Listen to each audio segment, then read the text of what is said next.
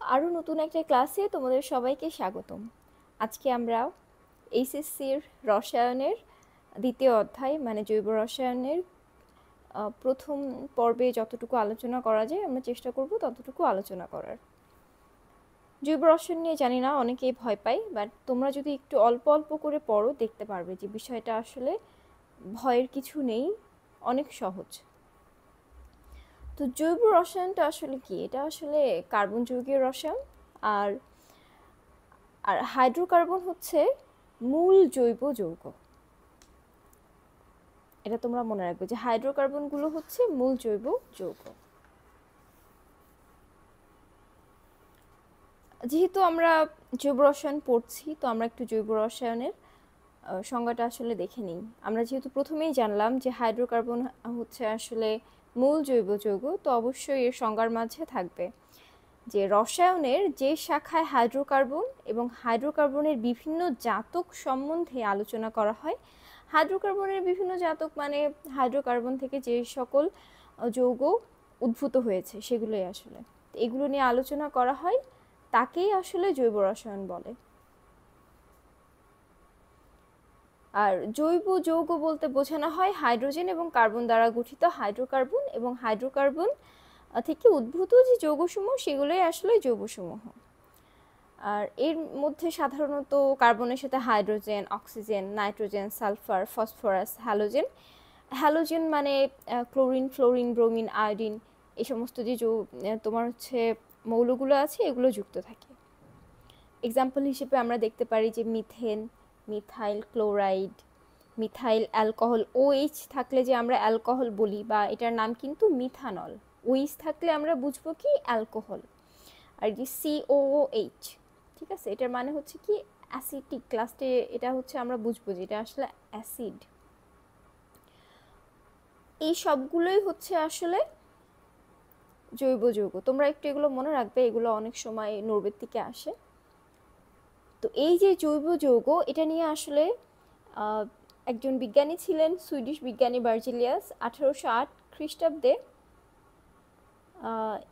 ইনি বলেছিলেন যে যে সমস্ত যৌগ আসলে সজীব পদার্থ বা প্রাণী থেকে পাওয়া যায় সেগুলোই আসলে জৈব যৌগ, আর নির্জীব পদার্থ থেকে পাওয়া যায় যে সমস্ত যৌগ সেগুলো হচ্ছে অজৈব যৌগ। এবং তিনি একটা মতবাদ তৈরি করেন। সেই মতবাদটা কি? যে জৈব যৌগসমূহ কেবল সজীব উদ্ভিদ ও প্রাণীদেহে থেকে উৎপন্ন হয়ে থাকে, আর এটাকে আসলে সে বলে যে কি প্রাণশক্তি মতবাদ।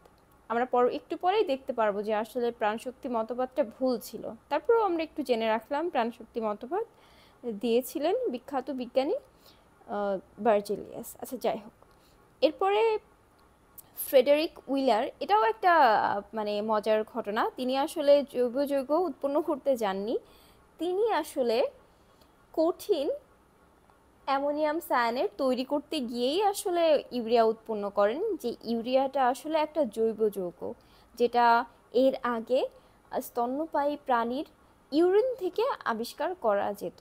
তো এই যে এই অ্যাক্সিডেন্টের ফলে সে যে ইউরিয়া আবিষ্কার করলো, এর ফলেই আসলে প্রাণশক্তি মতবাদটা ভ্রান্ত প্রমাণিত হলো।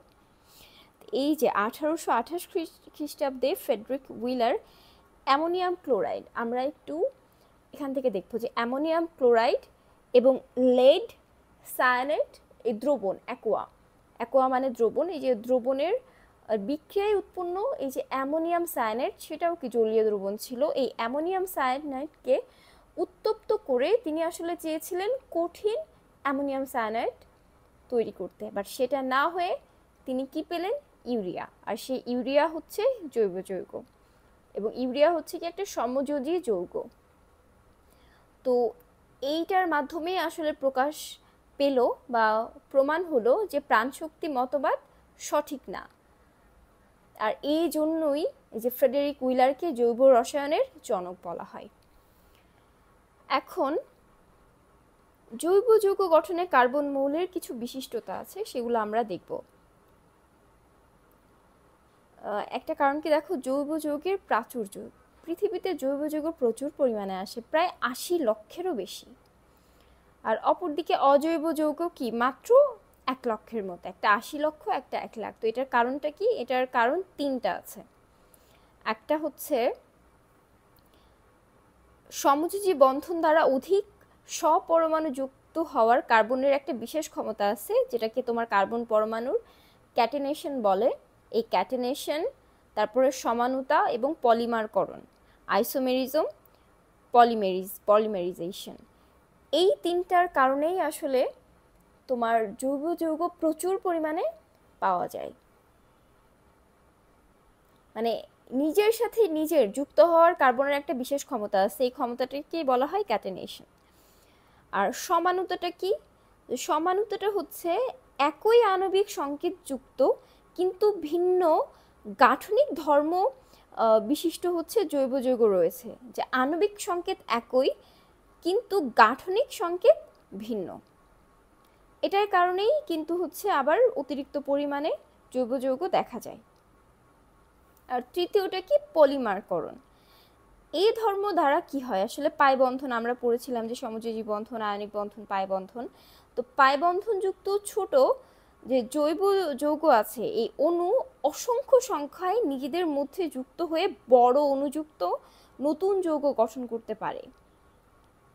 এটাই আসলে পলিমারকরণ। তো এই কারণেই, এই 3টা কারণেই জৈব যৌগ আমরা প্রচুর পরিমাণে দেখতে পাই। দেখো সমানুতা কি? এই যে C2H6O, তারপরে এই যে C2H5OH এবং ইথার যে যৌগটা আছে, এগুলার কি সব আণবিক সংকেত এক কিন্তু গাঠনিক সংকেত ভিন্ন।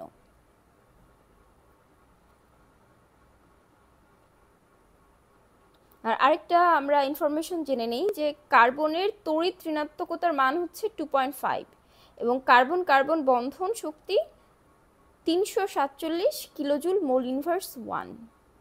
আর এই যে এই 3টা বৈশিষ্ট্য, এই 3টা বৈশিষ্ট্যর মূল কারণ হচ্ছে এই যে তড়িৎ ঋণাত্মকতার মান এবং কার্বন কার্বনের যে বন্ধন শক্তি, এটা। এখন দেখো ক্যাটেনেশন জিনিসটা সম্বন্ধে আমরা একটু ডিটেলসলি জানি।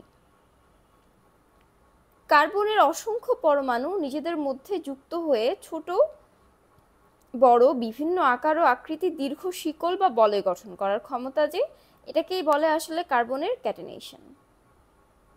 আর এটা এসেছে ল্যাটিন ক্যাটেনা শব্দ থেকে, যার অর্থ হচ্ছে চেইন। আর ক্যাটেনেশন বলতে বোঝায় আসলে কার্বনের শিকল।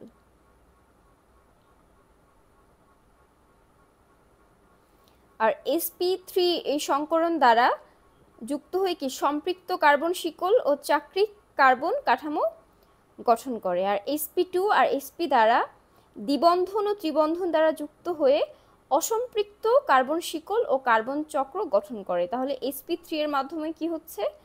সম্পৃক্ত কার্বন শিকল। আর sp2 এবং sp এর মাধ্যমে যে দ্বিবন্ধন অথবা ত্রিবন্ধন দ্বারা যুক্ত হয়ে অসম্পৃক্ত কার্বন শিকল ও কার্বন চক্র গঠন করে। আর এই যে এই ধর্ম, এগুলোকেই বলা হচ্ছে আসলে কার্বনের ক্যাটেনেশন।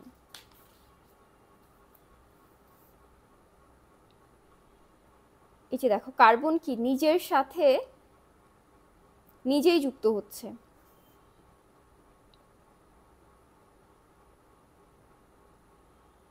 এটা হচ্ছে তোমার sp3 সংকরণ, আর এখানে কি sp2 এবং sp দুইটাই আছে।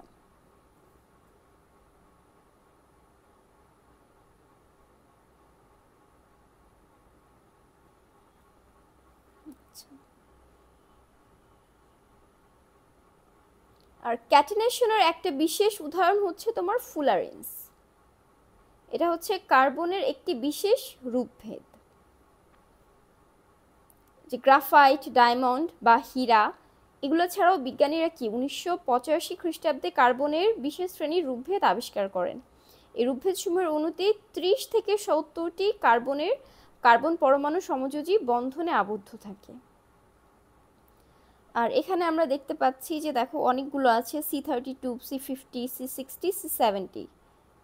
এগুলোকে আসলে কি বলা হচ্ছে? ফুলারেন্স।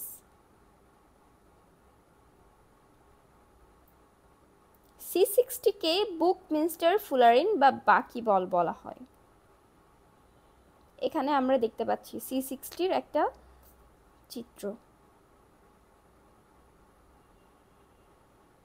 আজকের মতো এখানেই। নেক্সট ক্লাসে আমরা আরও একটু ডিটেলসলি দেখব।